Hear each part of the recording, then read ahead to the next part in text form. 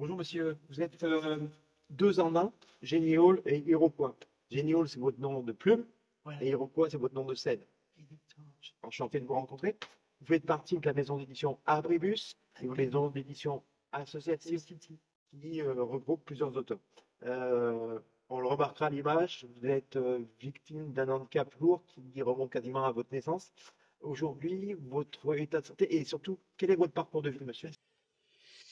J'ai travaillé à, à Annecy, Pa- Paris, tout ça. Sur des scènes nationales, c'est ça? Marseille, oui, oui, oui. À Marseille, on travaillait à la Friche, Belle de Mai, avant que ça devienne. Parce que c'est maintenant. Donc l'intermittent du spectacle qui occupe la scène, il est aussi devant moi là en ce moment, c'est ça? Et après, comme je suis retombé dans la santé, j'ai perdu mes réseaux. Donc je me suis mis à écrire. Et j'ai écrit des pièces. Et j'ai trouvé des gens qui étaient qui était d'accord pour jouer les pièces que j'écrivais. Alors, là, je crois que c'est Jenny Hall qui est parmi nous. J'écrivais des pièces aussi, et ils me demandaient de jouer leurs pièces avec eux. Donc ça faisait, donc j'ai monté une compagnie qui s'appelle L'air de rien, mine de tout. Du coup, si j'ai bien compris, comédien, première vie. Deuxième vie, metteur en scène auteur. Troisième vie, c'est quoi? C'est maintenant? Maintenant poète et euh, dramatéra- dramathérapie. Et normalement, je suis censé devenir aller vers la père et danse. Donc là, j'ai eu un diplôme de médiateur théâtre. Vous êtes ce qu'on appelle un, un iconoclaste et un atypique. Donc on vous a vu sur les planches, on vous a aussi découvert en pellicule. Oui, évidemment. J'ai tourné dans un film d'Olivier Chatsky, un téléfilm avec Jean-Pierre Mariel, Vincent Cassel et Caroline Cellier. Euh, C'était un film qui s'appelait L'élève. Et voilà, c'était un bon souvenir. Autre expérience? J'ai aussi participé au dernier tournage, un des derniers tournages, parce que s'il te plaît, et de Jean-Pierre Jeunet, Micmac à Tire-Larigot. C'était un peu plus technique, mais tout aussi passionnant. Donc vous avez un book et les réalisateurs viennent vous chercher, c'est ça?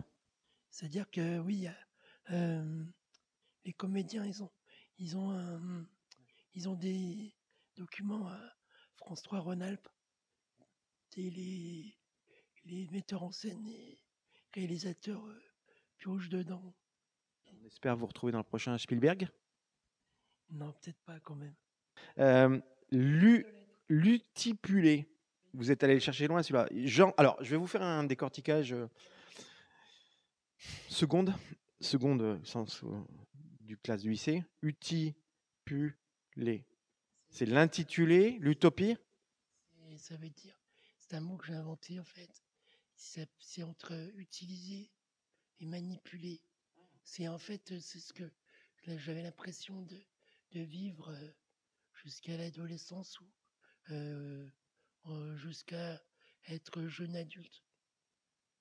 Parce que il y a toujours les soins euh, des personnels soignants qui sont toujours là et que des fois on n'a pas forcément envie de, que ce quotidien se poursuive et on aimerait bien faire des grasses matinées ou des choses.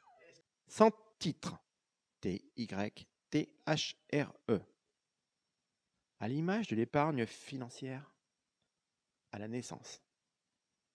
Chacun d'entre nous devrait être muni en abondance de filets de câlins dont nous pourrions abuser pour pallier de trop grandes plages de solitude.